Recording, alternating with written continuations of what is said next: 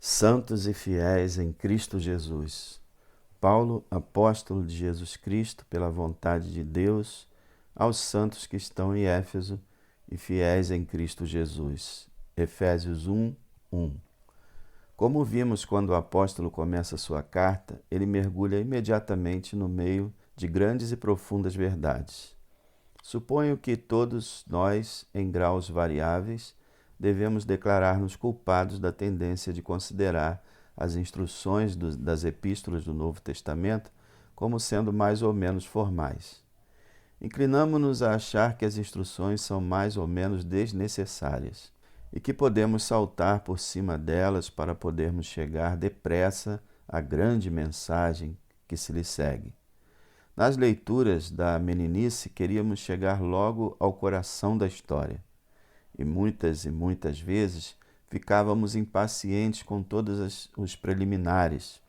Queríamos a vibração e o fim da história. Esse hábito tende a persistir, de modo que, quando chegamos às epístolas do Novo Testamento, achamos que os versículos preliminares e as saudações não são importantes e não têm nenhuma ligação com a verdade e com a doutrina. Assim, tendemos a lê-las muito rapidamente e a precipitar-nos ao que consideramos como um ensino essencial. Mas isso é um engano profundo, não somente com relação às Escrituras, como também com relação a qualquer coisa que vale a pena ler. É sempre bom dar atenção àquilo que o escritor no início julga necessário e importante, pois é óbvio que ele não teria introduzido se não tivesse algum objetivo em mente. Se isso é verdade em geral, é verdade particularmente quanto a estas epístolas do Novo Testamento, porque nestas saudações preliminares vemos aspectos da verdade que são vitais e essenciais. Aqui no versículo 1 desta epístola, temos um notável exemplo disto, pois o apóstolo nem consegue dirigir-se aos Efésios sem, ao mesmo tempo, presenteá-los e a nós com uma extraordinária descrição e definição do que significa ser cristão. Chamo a atenção para esse fato porque muitas vezes as pessoas interpretam mal o ensino das epístolas do Novo Testamento. É dirigido única e exclusivamente a cristãos, a crentes no Senhor Jesus Cristo. É completamente errôneo e herético tomar o ensino de qualquer das epístolas do Novo Testamento e aplicá-lo ao mundo em geral. O ensino é dirigido a pessoas particulares, e aqui o apóstolo não nos deixa em nenhuma dúvida quanto às pessoas às quais ele está escrevendo. Ele se dirige a elas e imediatamente as descreve.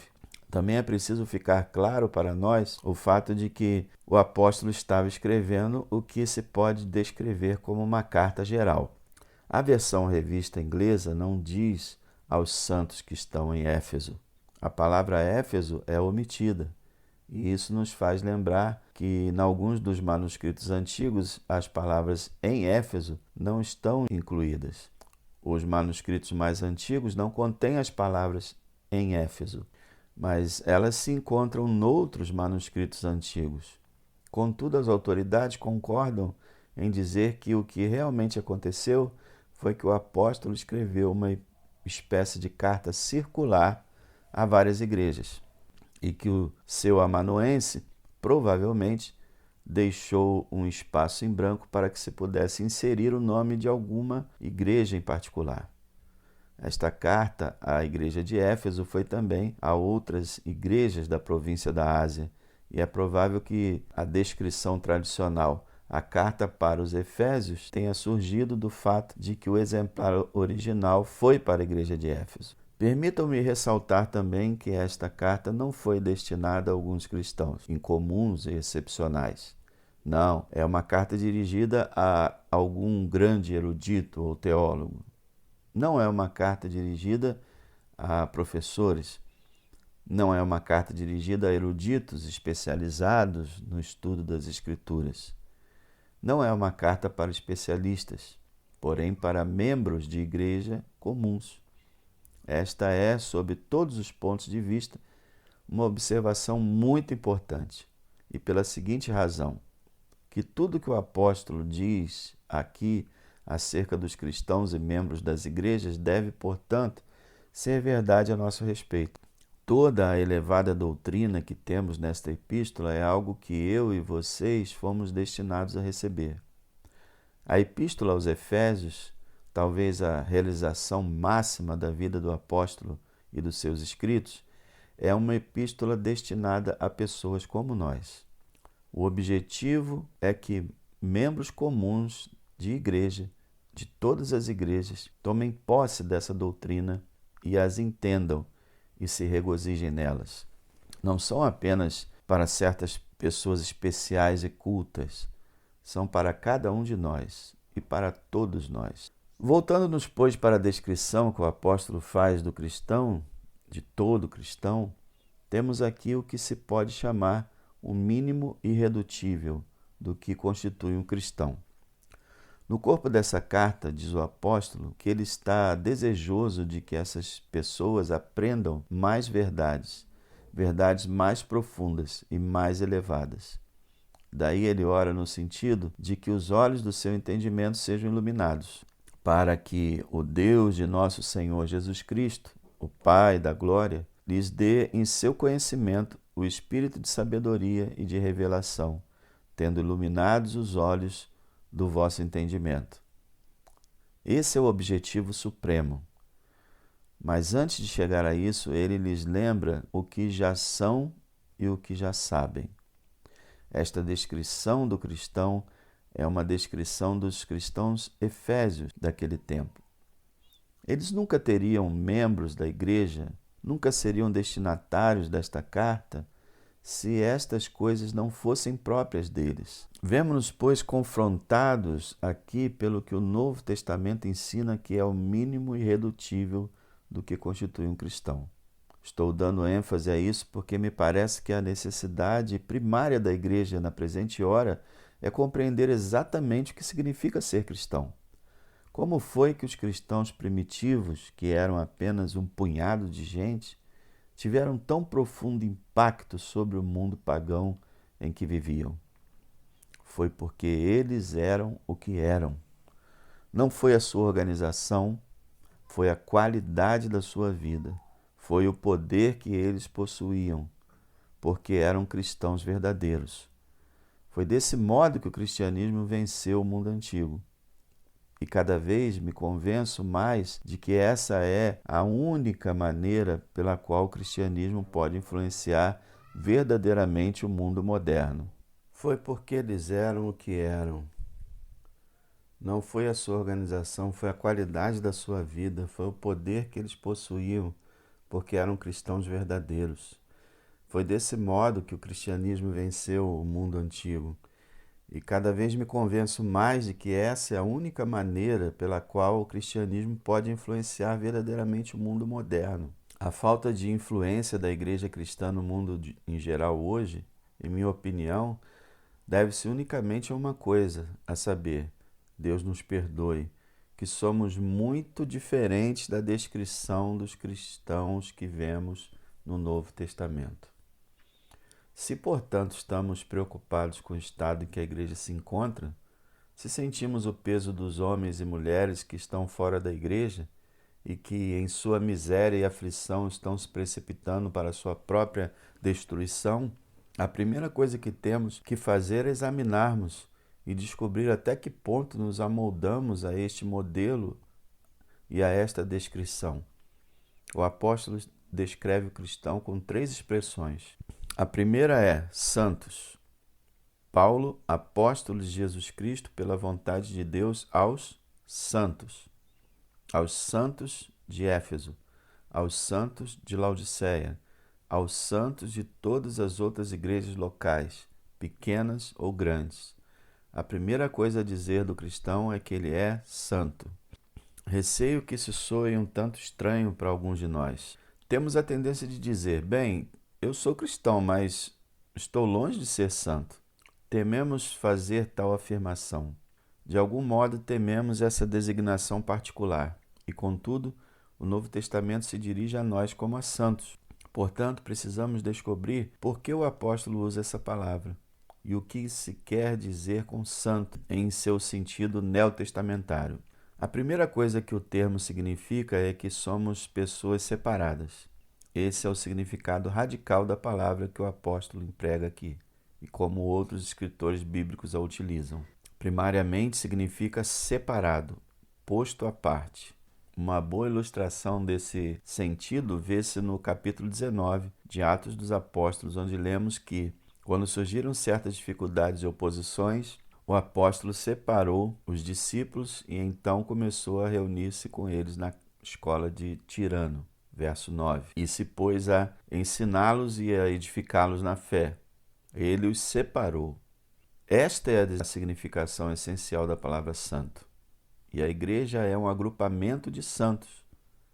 A igreja não é uma instituição, é primordialmente uma reunião, um encontro de santos. A ilustração perfeita é a dos filhos de Israel na antiga dispensação. Eles eram um povo separado por Deus. Foram tirados do mundo. Foi-lhes conferida por Deus uma certa singularidade. Eram povo de Deus. São descritos como a geração eleita, o sacerdócio real, a nação santa, o povo adquirido, ou peculiar. Povo para ser uma possessão e um interesse especiais de Deus. Essa é a definição dos filhos de Israel no Velho Testamento. Exemplo, Êxodo 19, 5 e 6, Deuteronômio 7, 6. Num sentido, eles eram uma nação entre muitas outras e, todavia, eram diferentes. Eles tinham certos direitos que outras nações não tinham. Haviam recebido de Deus certas revelações da palavra de Deus, a que Paulo se refere como os oráculos de Deus. Noutras palavras, eles eram um povo separado no mundo, mas não no mundo. Postos à parte de maneira peculiar por Deus. Quer dizer, eles eram santos. Assim, o cristão é primariamente alguém que é segregado do mundo. O apóstolo diz precisamente a mesma coisa no início da sua carta aos Gálatas. Graça e paz da parte de Deus Pai e da de nosso Senhor Jesus Cristo, o qual se deu a si mesmo por nossos pecados, para nos livrar do presente século mau, segundo a vontade de Deus, nosso Pai. Fomos libertados do mundo, separados do mundo. O cristão hoje, como os filhos de Israel da antiguidade, embora esteja no mundo, não é do mundo. É homem como os outros e, todavia, é muito diferente. Isso é uma verdade básica, primária. O cristão não é semelhante a ninguém mais, ele é separado, posto à parte, único. Ele sobressai, ele foi chamado por Deus, foi separado do mundo, separado para Deus. Seria isso óbvio acerca do cristão atual? A separação não significa apenas que frequentamos dominicalmente um local de culto, enquanto que muita gente não o faz. Isto é uma parte muito importante. No entanto, não é parte vital, porque essa frequência pode ser resultado de simples costume ou hábito, ou pode ser simples parte de roda social. A questão é: somos verdadeiramente separados como pessoas? Somos essencialmente diferentes do mundo? Não significa somente que fomos postos à parte num sentido externo. Significa que fomos postos à parte porque fomos purificados interiormente. Esse é o real sentido da palavra santo. Instintivamente pensamos num santo como uma pessoa pura. Isso está certo. E devemos captar este segundo elemento no sentido dessa palavra. Um santo é alguém que foi purificado de muitas maneiras. Ele foi purificado da culpa do seu pecado, purificado daquilo que o exclui da presença de Deus. Se ser santo significa que você foi tirado do mundo e levado à presença de Deus, não estaria claro que aconteceu algo que o habilitou a ir à presença de Deus? É o pecado que separa de Deus. Daí, antes de alguém poder ser separado para Deus, precisa ser purificado da culpa do pecado. Assim, essa é a primeira coisa que caracteriza o cristão. Ele foi purificado, como nos lembra o apóstolo, pelo sangue de Cristo.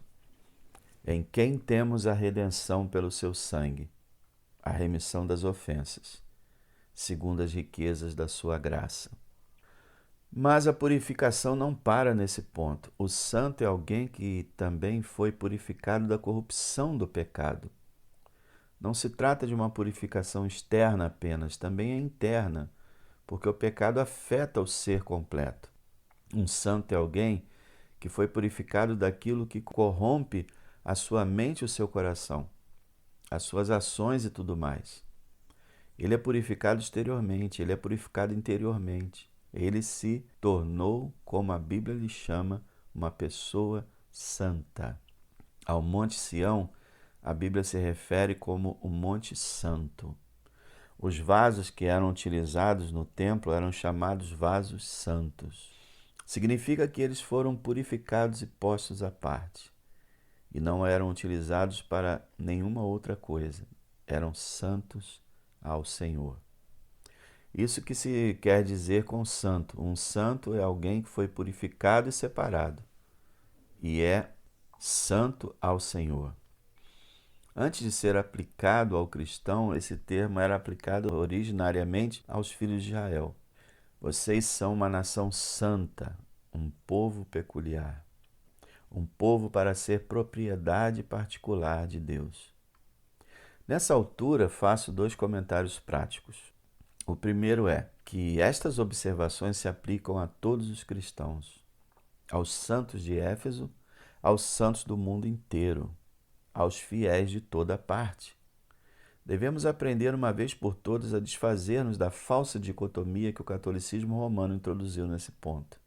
Ele destaca certas pessoas e lhes chama santos. Não há nada de errado em pagar tributo a quem é proeminente. Entretanto, não é isso que os romanistas fazem. Eles chamam aquelas pessoas especiais de santos e somente aquelas. Mas isso é errôneo e não é bíblico. Todo cristão é santo. Você não pode ser cristão sem ser santo.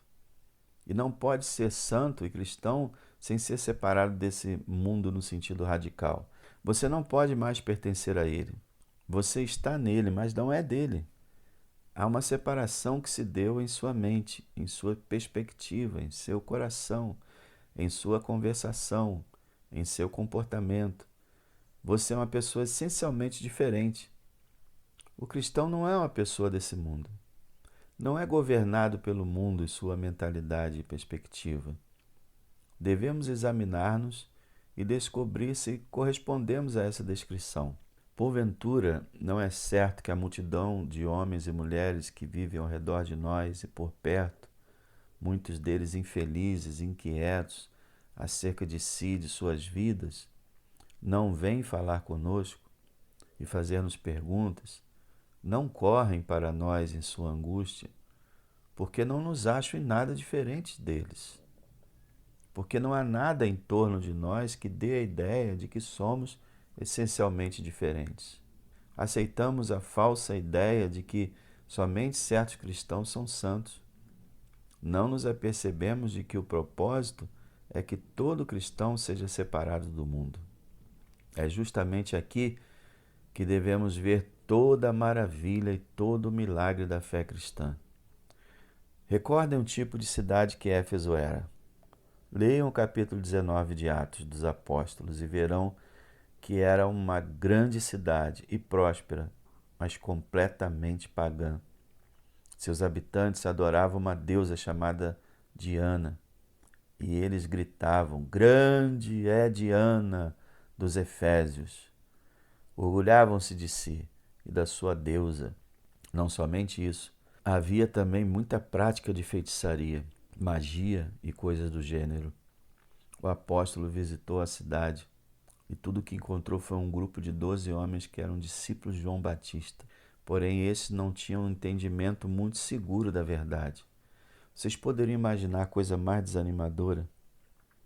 Quando o apóstolo passeou pela cidade de Éfeso, viu-a quase completamente pagã, cheia de orgulho, de arrogância, repleta de seitas e de tudo quanto se opõe a Deus.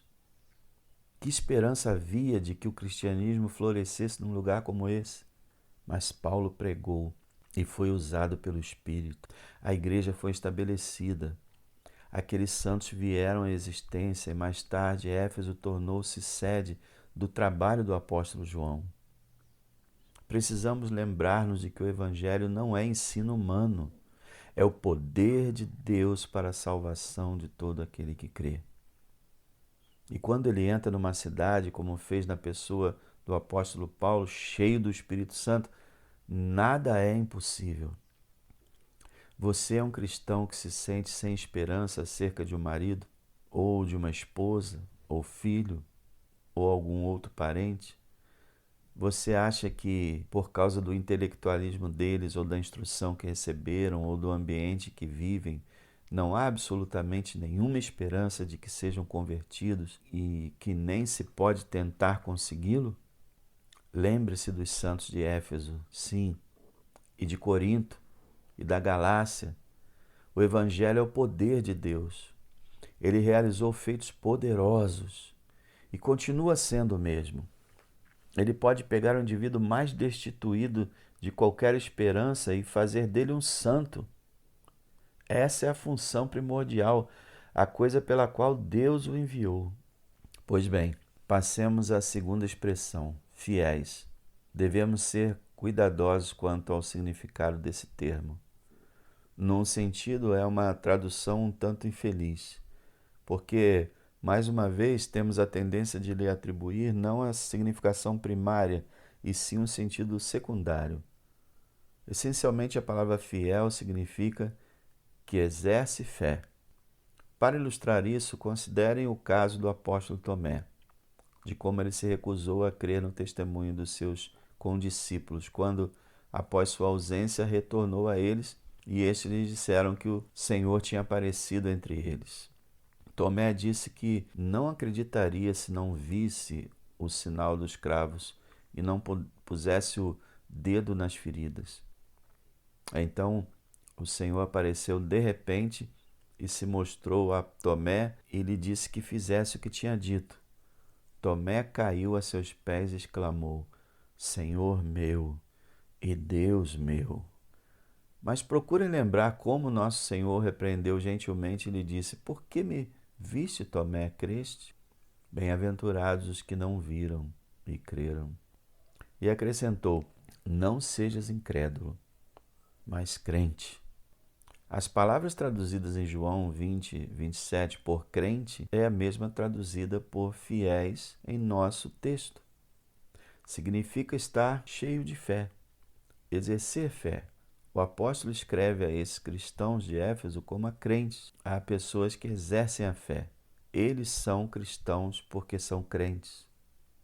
Aqui também há algo fundamental, primário e vital. Você não pode ser cristão sem ter certa crença. O que nos faz cristãos é que cremos em certas coisas.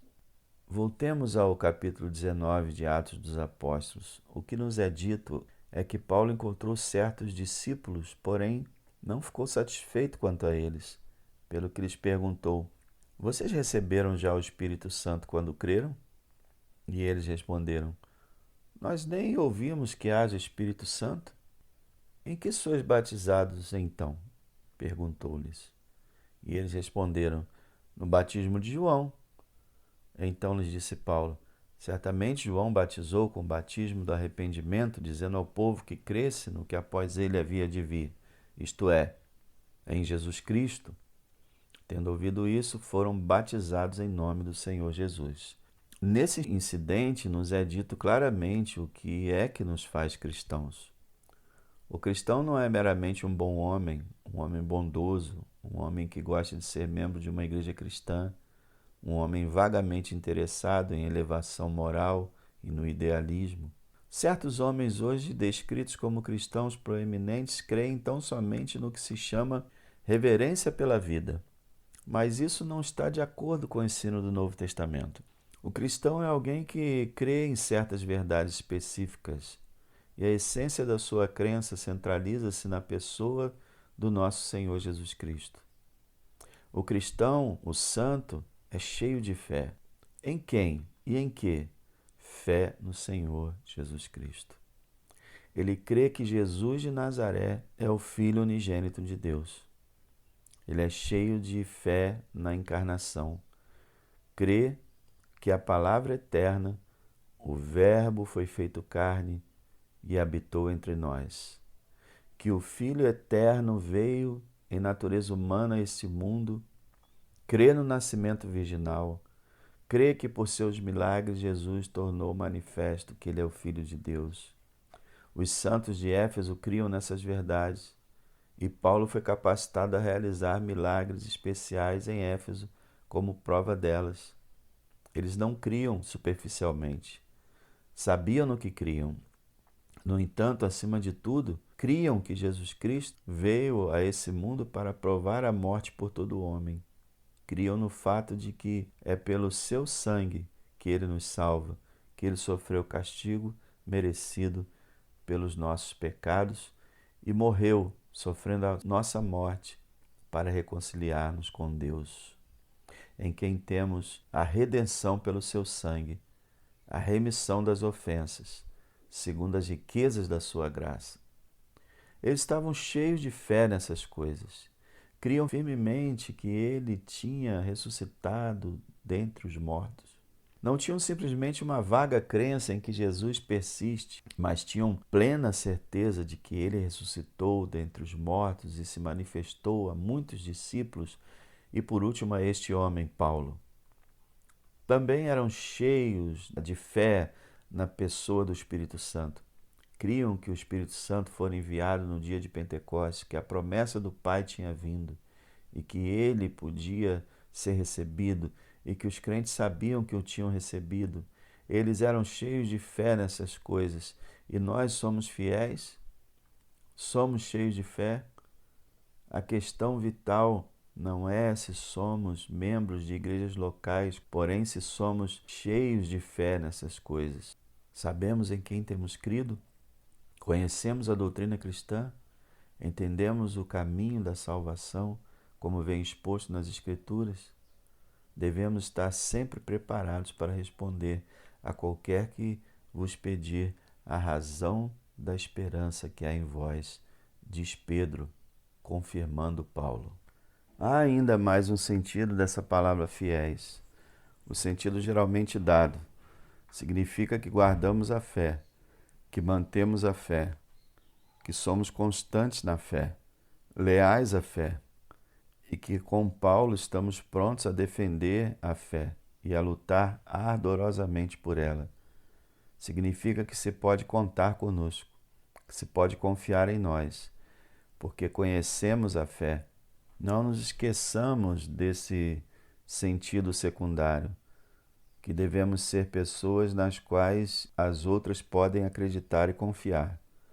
Não devemos ser como os que são levados por todo vento de doutrina, cuja fé pode ser abalada pela leitura de um artigo ou um livro escrito por algum dignatário da igreja que nega a deidade de Cristo, ou o nascimento virginal e muitas outras doutrinas essenciais.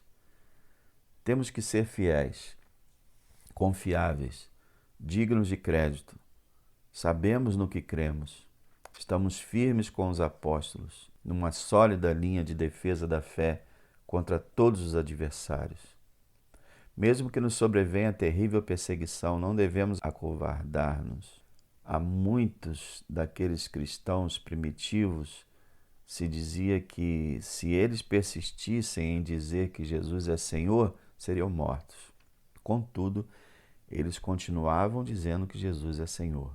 Embora eu e vocês talvez não sejamos tentados desse modo particular, há cristãos de outras partes do mundo atual que têm que encarar a possibilidade de perder o trabalho, o emprego, sua posição profissional ou de serem separados das suas famílias, lançados na prisão, surrados ou baleados ou mutilados de algum modo terrível, simplesmente por causa de sua lealdade a esta fé. Eles estão firmes, são cheios de fé. Pode-se confiar e descansar no fato de que eles resistirão até o último momento. Nunca vacilarão, nem se acovardarão. Nem eu, nem vocês, pelo menos no presente, temos que enfrentar perseguição aberta. mas temos que enfrentar escárnio, zombaria, e muitas vezes nos fazem estranhos e esquisitos. Eu e vocês temos que ser fiéis, aconteça o que acontecer. Não importa quanto riso e zombaria tenhamos que enfrentar. Seja qual for o preço financeiro, profissional, temos que ser fiéis, fidedignos, confiáveis, resistindo a todo custo. Venha o que vier. O cristão é assim.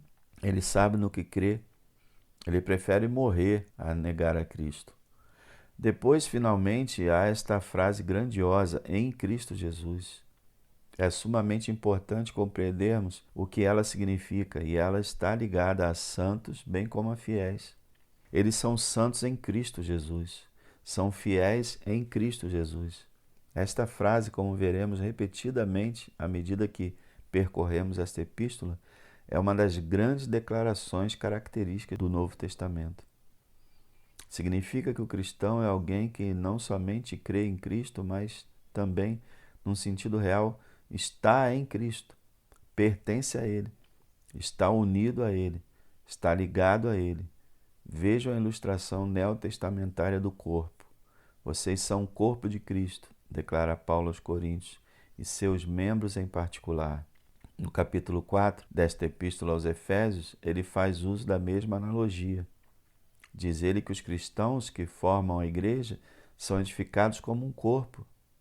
Diz ele, antes, seguindo a verdade em amor, cresçamos em tudo naquele que é a cabeça, Cristo, do qual todo o corpo, bem ajustado e ligado pelo auxílio de todas as juntas, segundo a justa operação de cada parte, faz o aumento do corpo para a sua edificação e amor.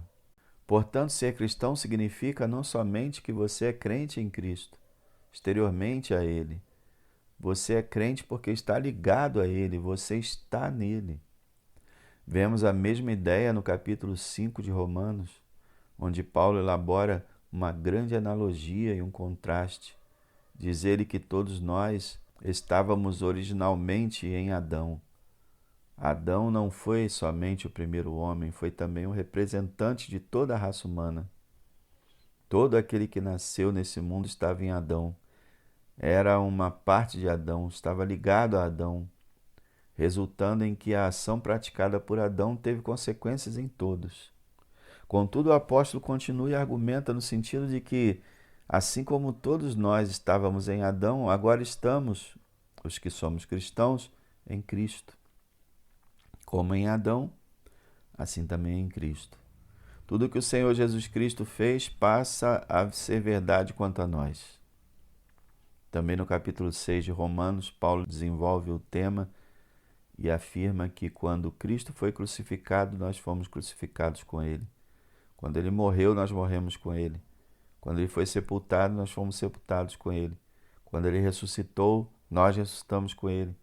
Ele está sentado nos lugares celestiais. No capítulo 2 da Epístola aos Efésios, Paulo diz: Deus nos ressuscitou juntamente com Ele e nos fez assentar nos lugares celestiais em Cristo Jesus. Estamos sentados nos lugares celestiais com Cristo nesse momento porque estamos em Cristo. Que verdade tremenda, estonteante, irresistível. Sou parte de Cristo, pertenço a Ele, sou membro do corpo de Cristo, não sou meu, fui comprado, adquirido por preço. Estou em Cristo, Ele é a cabeça, eu sou um dos membros. Há uma união vital, orgânica, mística entre nós. Todas as bênçãos que gozamos como cristãos nos vêm porque estamos em Cristo.